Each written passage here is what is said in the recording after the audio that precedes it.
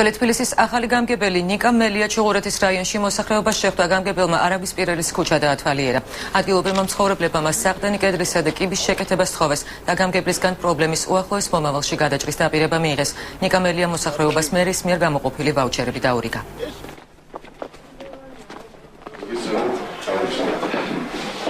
თვის განმავლობაში ყოველთვიურად მერიისგან თითოეული თბილისში მაცხოვრებელი ოჯახი მიიღებს 20 ლარს.